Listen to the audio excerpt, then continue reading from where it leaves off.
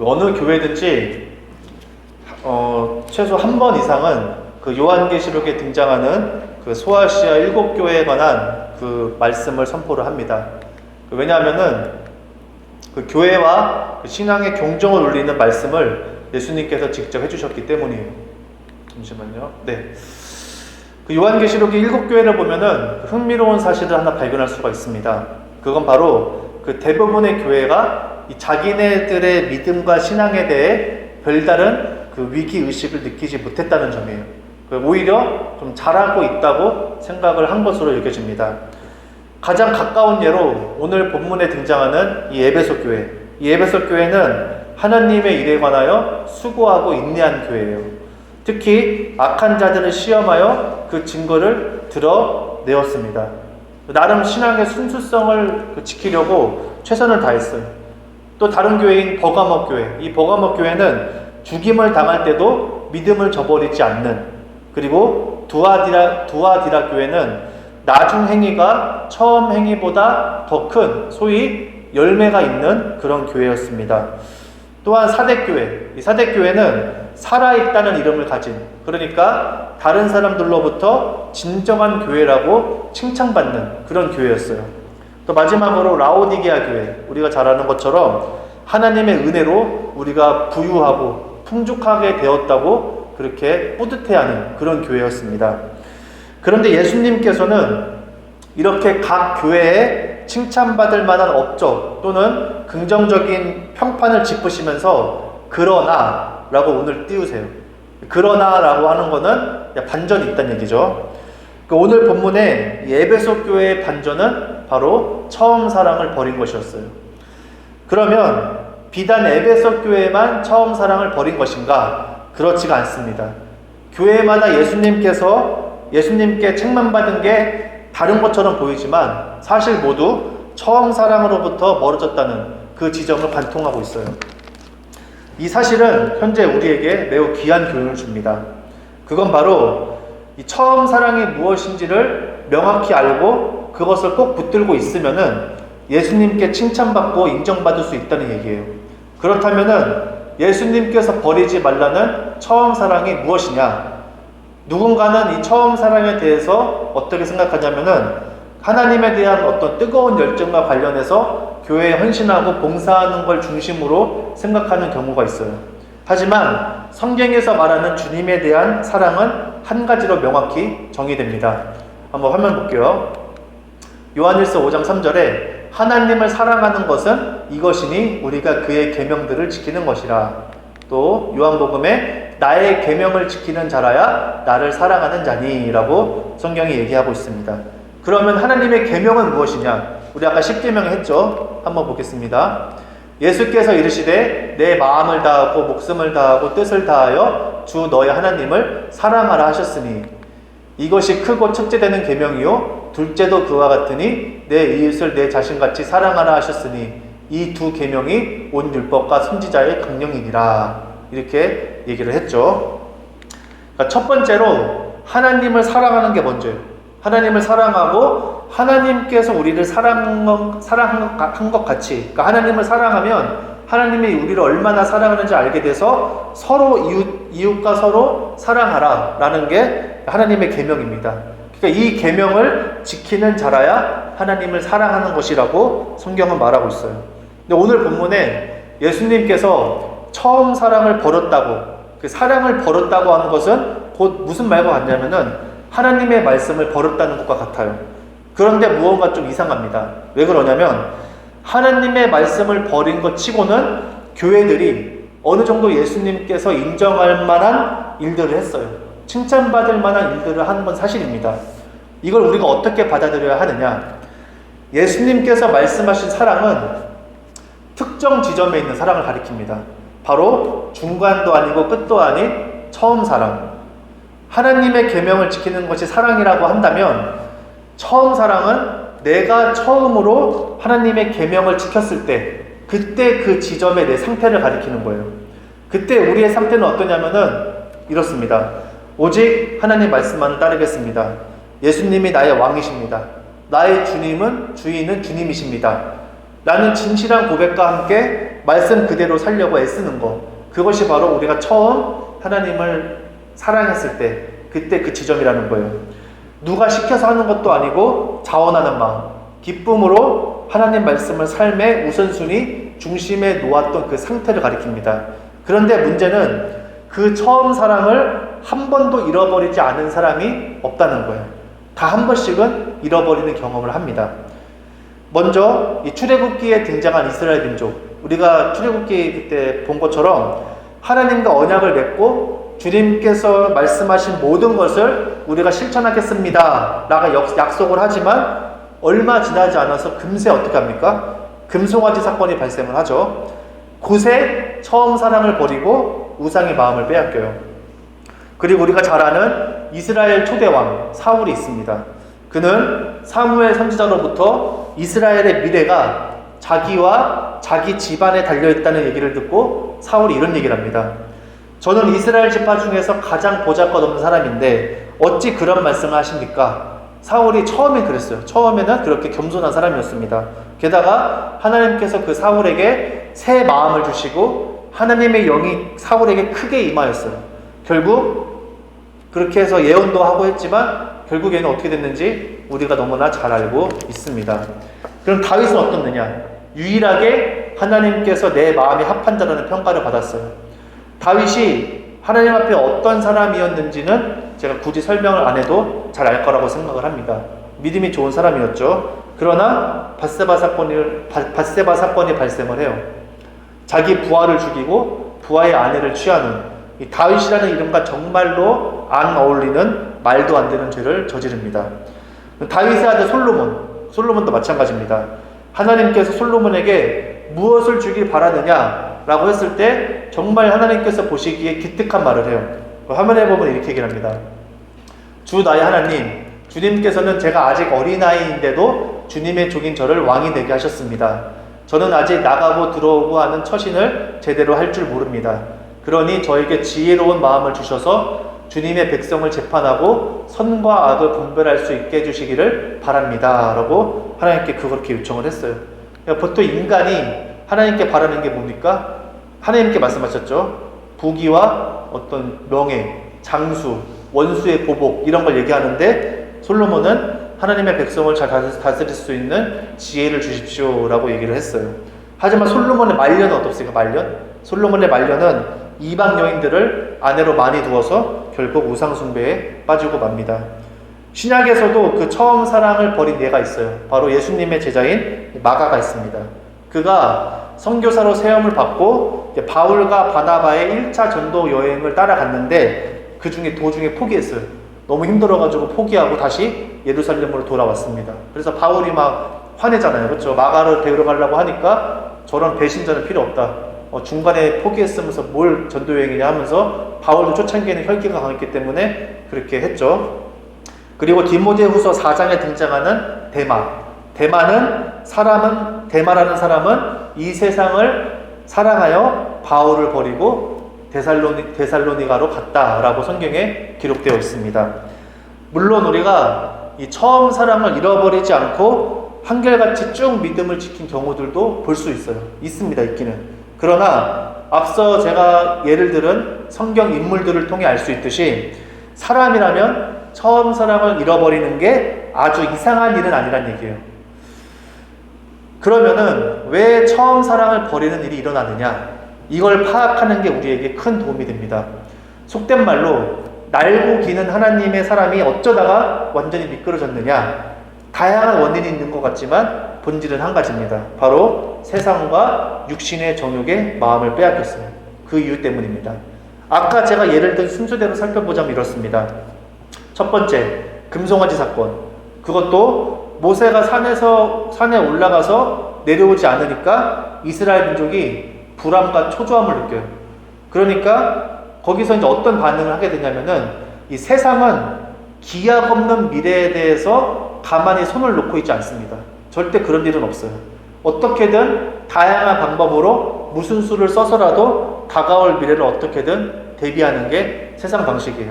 그래서 이스라엘은 언제 내려올지 모르는 모세와 응답이 없으신 하나님에 대한 대비책으로 뭘 생각해냈냐면은 금송아지를 생각을 해낸 거예요.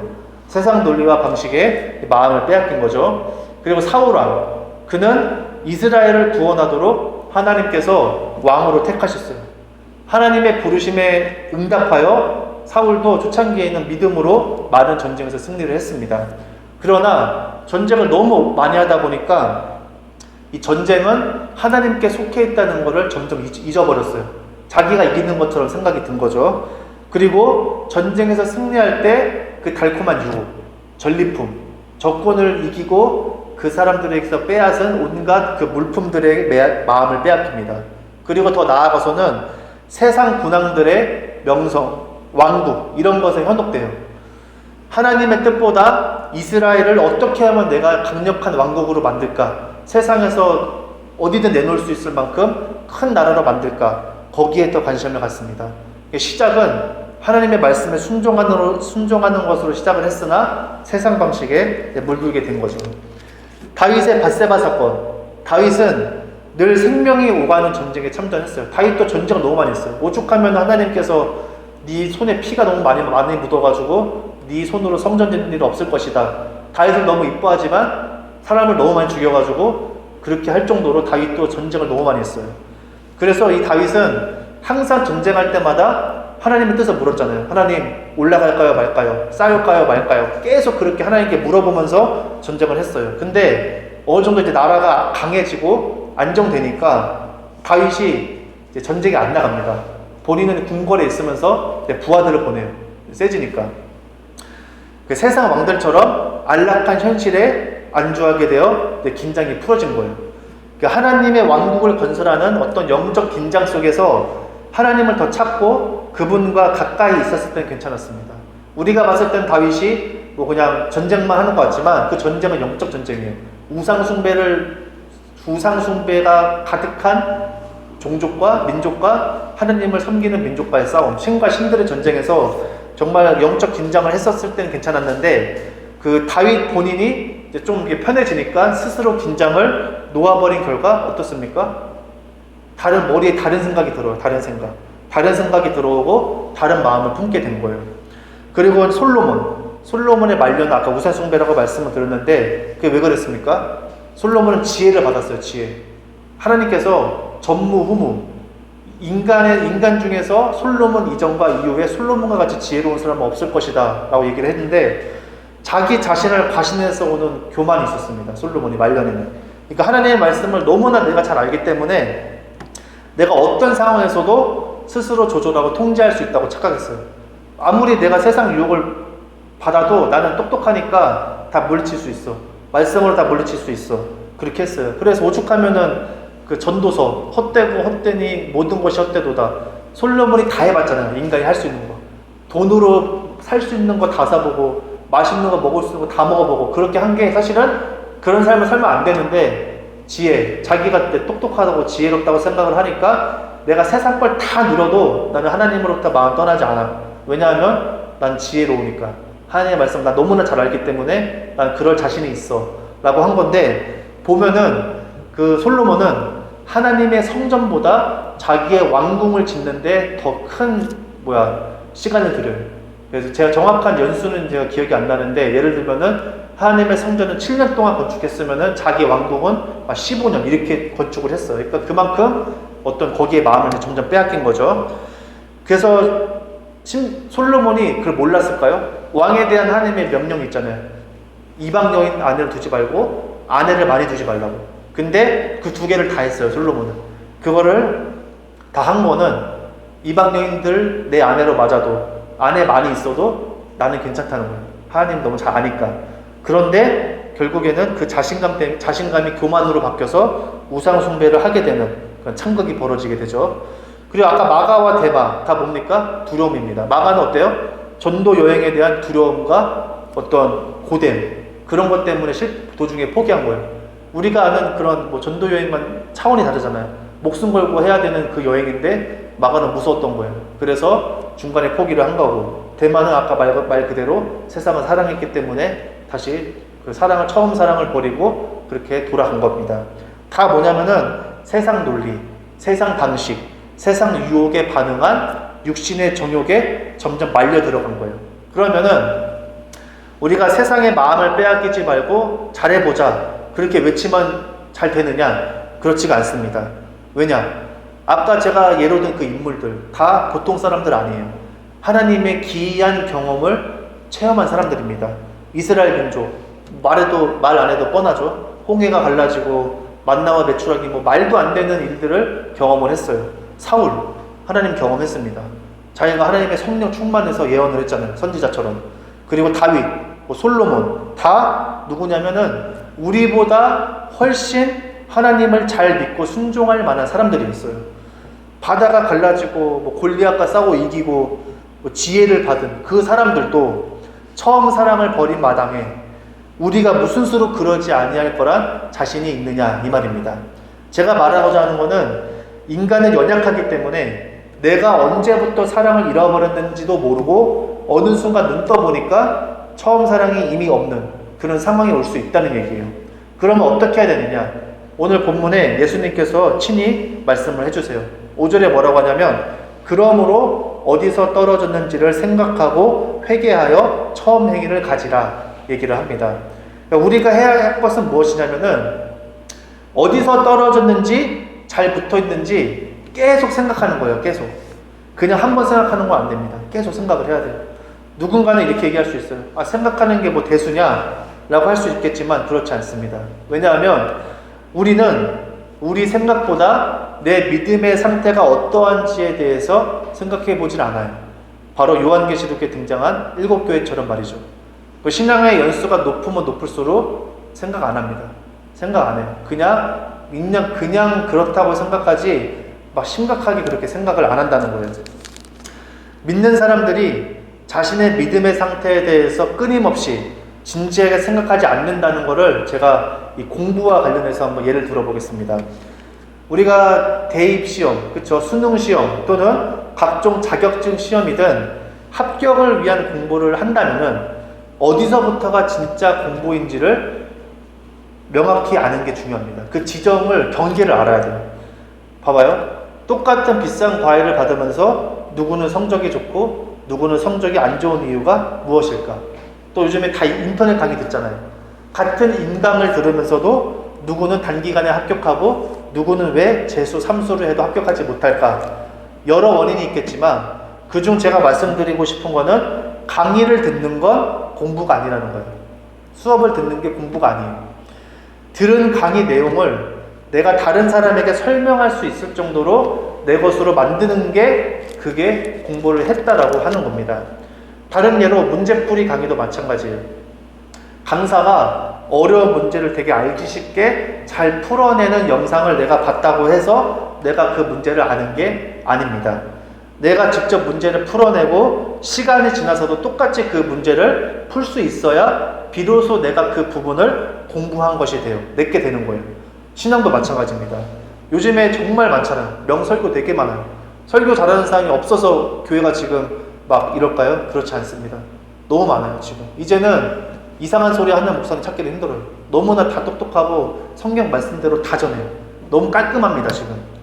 그래서 명설교를 듣고 마음의 감동, 소위 은혜를 받았다고 해서 내 신앙, 내 믿음이 자란 게 아니라는 거예요.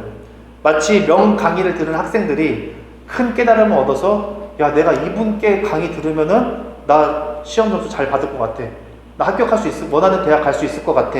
라고 자신감을 내보이는 것과 같다는 거예요. 신앙도 좋은 설교를 들으면은 믿음이 충만해져서 내가 어떤 문제 앞에서도 하나님 앞에 나아갈 수 있을 것만 같고 하나님만 보고 갈 수 있을 것 같지만 다른 사람에게 들은 것만으로 끝나면은 아무런 변화가 없습니다. 설교를 듣는 걸로는 끝이 안 난다는 얘기예요. 삶의 어려운 문제를 하나님의 말씀으로 잘 풀어내는 설교를 들었다고 해서 내 삶의 어려운 문제가 해결이 되느냐? 그렇지가 않습니다. 그렇지 않잖아요.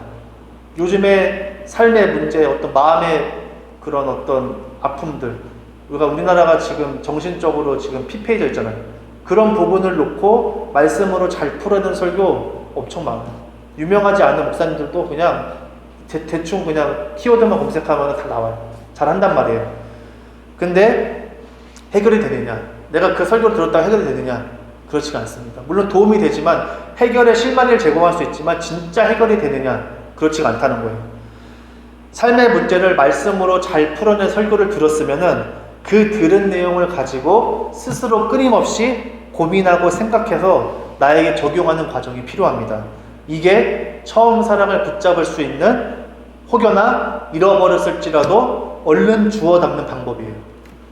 그래서 매일 매 순간 생각날 때마다 내가 하나님께서 원하시는 자리에 있는지, 내 마음이 하나님 보시기에 합한지 생각하는 걸 멈추질 말아야 됩니다. 우리는 계속 생각해야 돼요.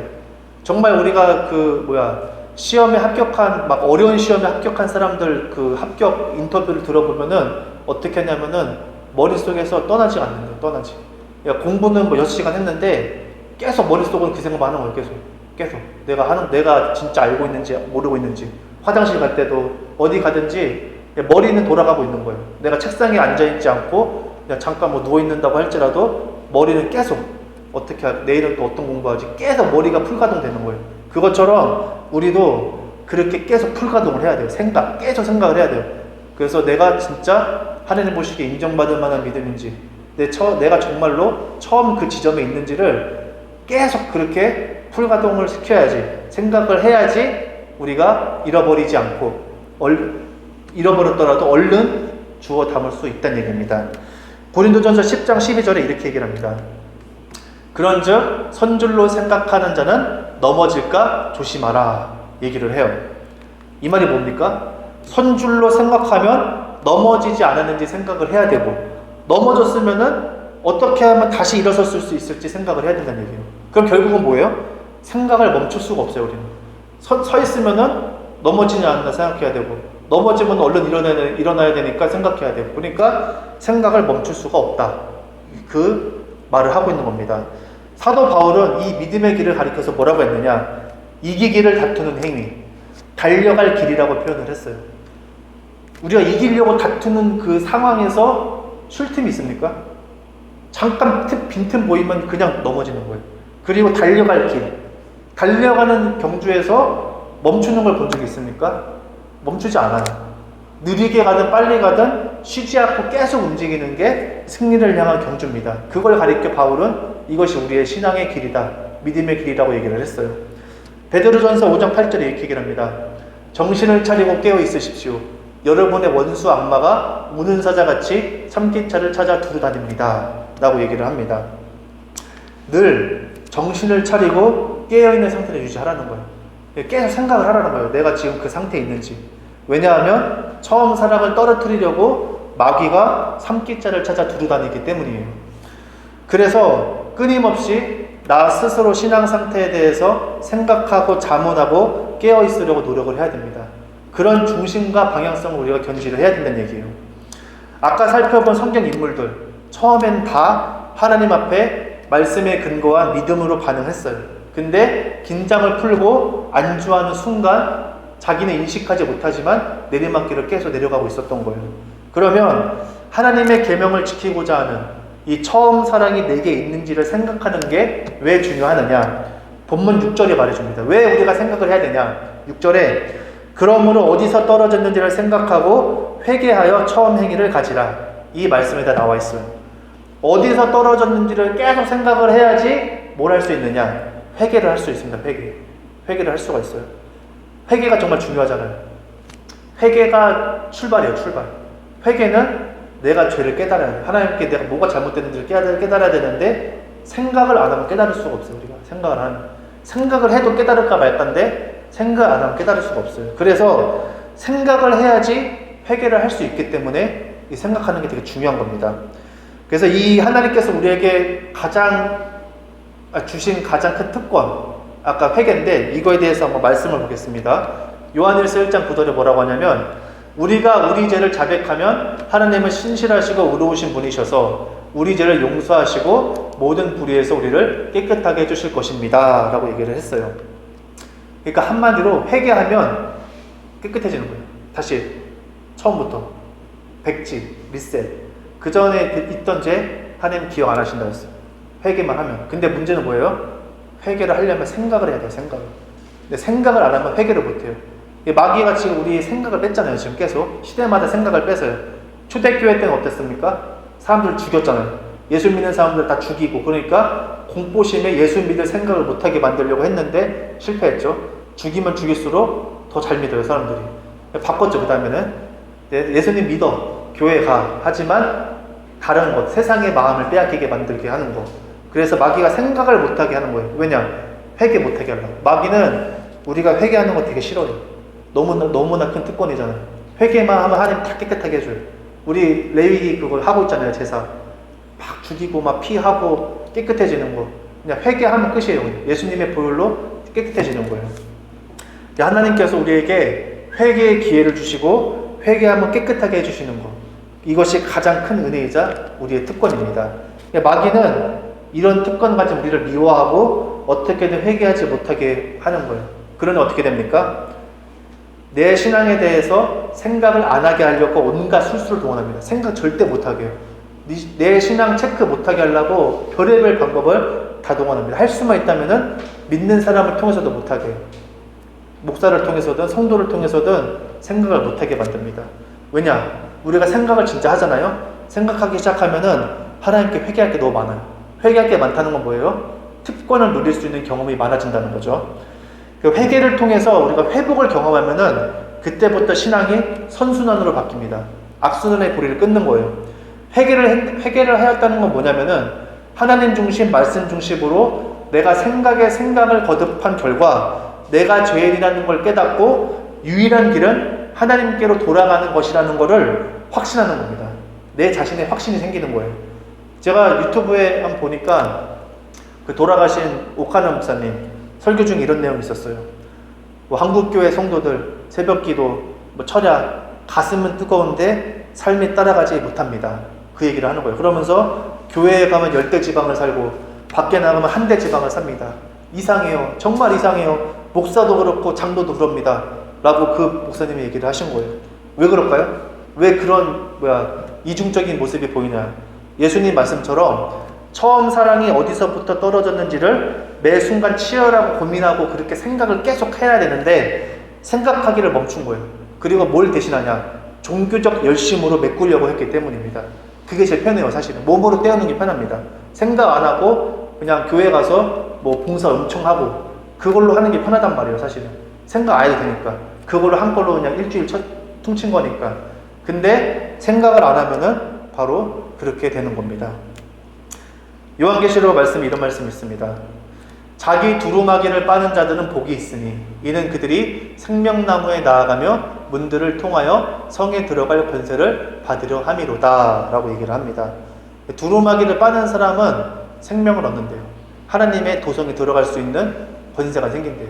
근데 이 두루마기를 빠는 게 뭐냐? 이거는 단순히 겉모습을 깨끗하게 하는 게 아닙니다. 죄를 회개하고 예수 그리스도를 믿음으로써 내면의 변화를 이루는 거예요. 계속 빼는 거예요. 계속. 그리고 죄를 회개하려면 어디서부터 미끄러졌는지, 뭐가 지금 내 안에서 빠져나갔는지를 계속 생각하는 거예요. 계속 생각하면은 어떻게 됩니까? 회개할 수밖에 없어요. 그러면 어떻게 돼요? 자기 두루마기를 빠는 자가 되는 거예요. 계속 회개하니까. 계속 내가 씻잖아요. 계속 빨잖아요. 깨끗하게. 그러려면 생각하는 게 먼저라는 걸 우리가 분명히 알 수 있어요. 그래서 생각하는 것과 관련해서 마지막 성경 말씀을 보고 마치도록 하겠습니다. 고린도서 7장 10절입니다. 하나님의 뜻대로 하는 근심은 후회할 것이 없는 구원에 이르게 하는 회개를 이루는 것이요 라고 했어요. 아까 제가 말씀드렸죠.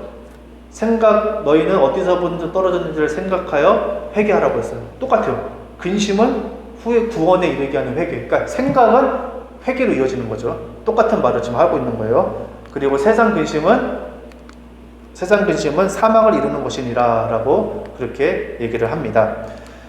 처음 사랑을 찾고 지키기 위해 부지런히 생각하는 그 행위가 쉽지만은 않아요. 그러나 그것은 구원에 이르는 회개를 이루게 한다고 말을 합니다. 저도 그 생각을 많이 한 지는 얼마 안 됐어요. 저도 그냥 말이 목사지 제가 봤을 때는 다 그럴 거예요. 그냥 신앙생활하고 예배 드리고 그때는 열심히 하는데 밖에서는 그냥 별 생각 안 하는 거. 근데 그럴 수밖에 없어요. 왜냐? 다 그랬으니까. 다 그러고 성도들 다 그러고 사니까, 거의 대부분이. 그러고 사니까, 그렇게 신앙생활을 해서 자란 사람이 하나님 만나서 그렇게 한다고 해도 그럴 수밖에 없는 거예요. 반쪽짜리죠, 반쪽짜리. 근데 진짜 참 목사님, 참 성도 보면은 계속 예수님 생각하잖아요. 다 그 인터뷰하는 거 들어가요. 맨날 예수님 생각해요. 맨날 예수님 생각. 근데 그게 왜 그러느냐? 영적인 그 원리를 알기 때문이에요. 그렇게 주님을 생각하고 계속 그 말씀에 빗대서 내 자신을 계속 생각하지 않으면은 넘어질 수밖에 없다는 거. 하나님과 관계없는 삶을 살아가는 종교인에 불과하다는 것을 깨닫는 사람만이 그렇게 하는 거예요. 아무도 그렇게 막 한다고 할 수가 없다는 거죠. 그래서 이 말씀은 어디서 떨어졌는지를 생각하고 회개하라는 이 말씀과 아까 그 고린도후서 말씀이 일맥상통하다는 거예요. 저도 막 계속 생각해요. 계속 생각합니다. 그러면은 어때요? 회개할 게 많아요. 계속 생각하면 두려움도 와요. 내가 천국 갈 수 있을까? 물론 다 누구는 이렇게 얘기합니다. 믿음으로 구원받는 거지 행위 구원이냐? 믿음이 부족하냐? 두렵냐? 하면서 이제 저의 어떤 신앙과 믿음이 되게 약하다라고 누군가는 얘기할 수 있겠지만 그런 거는 상관이 없어요. 누가 나한테 뭐라고 하든지 중요한 거는 하나님이 인정하셔야 된다는 거예요. 만약에 제가 신앙이 두렵다, 구원에 대한 확신이 없다. 구원에 대한 확신이 없다는 것 때문에 두려움이 있으면 오히려 좋은 거 아닙니까? 기회가 있잖아요, 지금. 그럼 얼른 두려움을 극복하고 하나님의 사랑 안에 들어가면 되는 거예요. 근데 생각을 안 하면은 내 상태가 어떤지를 몰라요. 예수님이 그래서 말씀하시는 거예요. 어디서 떨어졌는지를 생각하고 회개하여 처음 사랑을 가지라 라고 얘기를 한 거죠. 그래서 여러분이 구원에 이르게 하는 회개를 이루기 위해 무엇을 붙잡고 내가 무엇을 버려야 하는지, 그러니까 잡아야 될 게 있고 버려야 될 게 있어요. 정리를 해야 돼요, 정리를. 그래서 잘 생각해서 예수님께서 인정하시는 성도가 될 수 있기를 주님의 이름으로 축원합니다. 기도하겠습니다.